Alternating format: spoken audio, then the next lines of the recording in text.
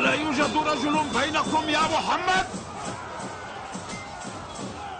لقد كان لي رأي بثباتكم وإيمانكم أكثر من هؤلاء. يا محمد، يقال إنك جئت مع نساء المدينة لملاقاتنا. ترى هل يوجد بينكم رجل يا محمد؟ ما الذي حل بجحيمكم وجنتكم هذه؟ وأنا أيضا أعتقد أن لا وجود لأي رجل بينهم. عقيدتهم مبنية على الكذب يا أبا سفيان. هل يوجد بينكم من يستطيع إسكات صوت هذا الكافر؟ أيوجد بينكم من يستطيع أن يسكت صوت هذا الكافر؟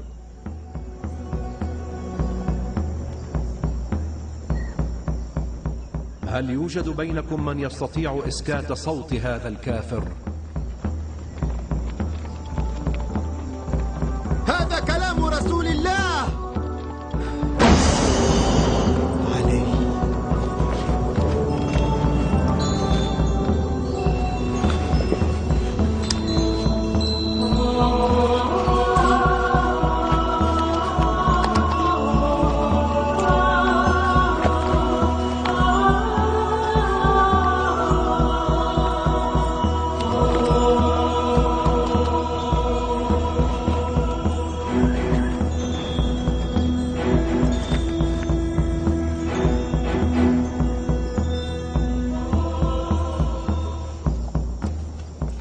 يا رب العالمين، في بدر أخذت منا عبيدة، وفي أحد حمزة، وهذا علي أخو وابن عم رسولك.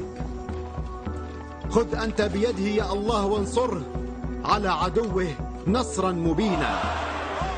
الله أكبر. انظر، سوف نبيدهم. ليس فيهم رجل واحد. يا عمرو، يبدو أن فيهم رجلا واحدا.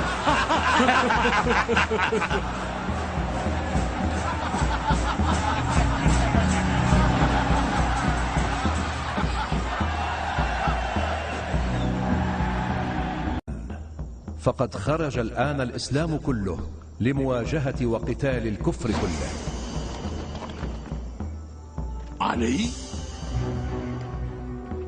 علي بن أبي طالب؟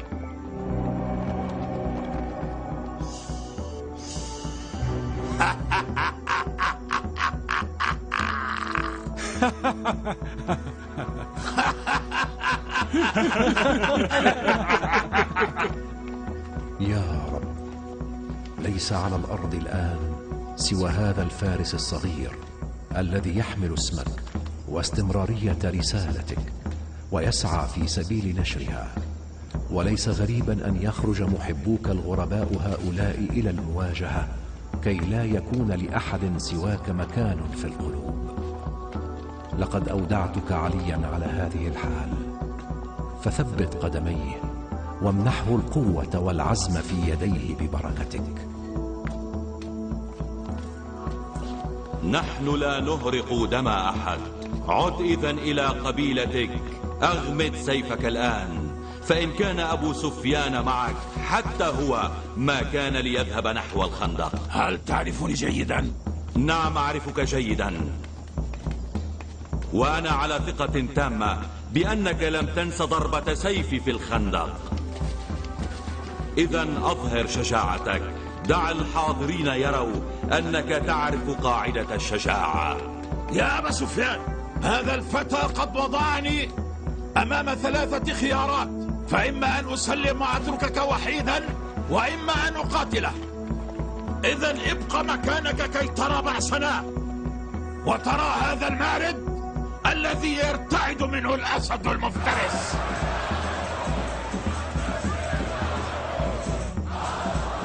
لقد أنشدت جيدا، ولكن من على ظهر فرسك.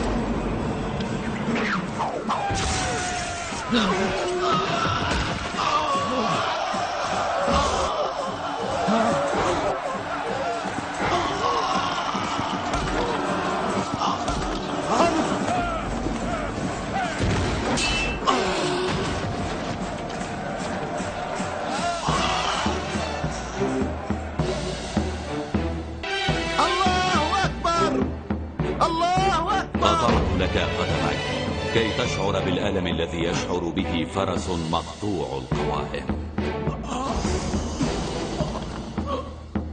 عجل يا فتى، أرحني من هذا العار الكبير. فلم يرى قط إنسان حتى الآن شخصا كهذا ساقطا على الأرض. اقطع رأسي. أين تذهب؟ أرحني من هذا العذاب يا علي.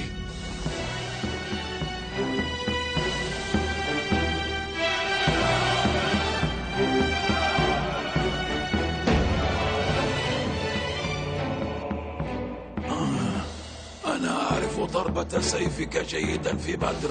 كنت أعلم أن لدى العرب لا يوجد ند لي سوى علي. لقد بصقت عليك كي أغضبك بسرعة وتقوم بإنهاء أمري لتريحني من ألمي ونظرات القوم إلي باستهزاء. نحن أهل البيت ليس لدينا شيء إلا في سبيل الله، وقاحتك أثارت غضبي. إذا أسرعت وأطفأت غضبي بقتلك فإنني أكون قد قدمت رضاي على رضا الله. تمشيت قليلا فهدأت نفسي واستغفرت ربي، والآن أنفذ فيك أمري لله وعلى اسم الله.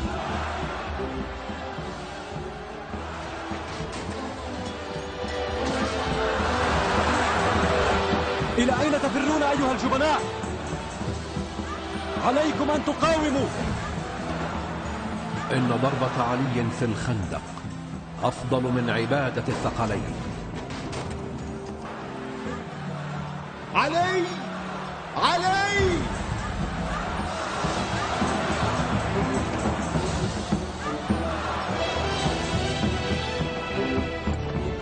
اسمعني جيدا يا ابن أبي طالب، لقد ازداد حقد عليك أكثر.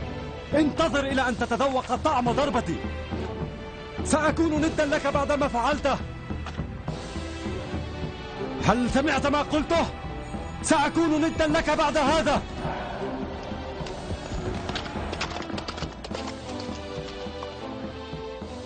لما أبو سفيان مغتاظ منك هكذا؟ كان عليه توجيه هذا الكلام إلى رسول الله. إن لم تكن لدى أبي سفيان رغبة في القتال فإن لديه قلبا كبيرا وأسود كما إبليس، سيبقى متربصا بي وبأتباعي ما دامت الدنيا قائمة.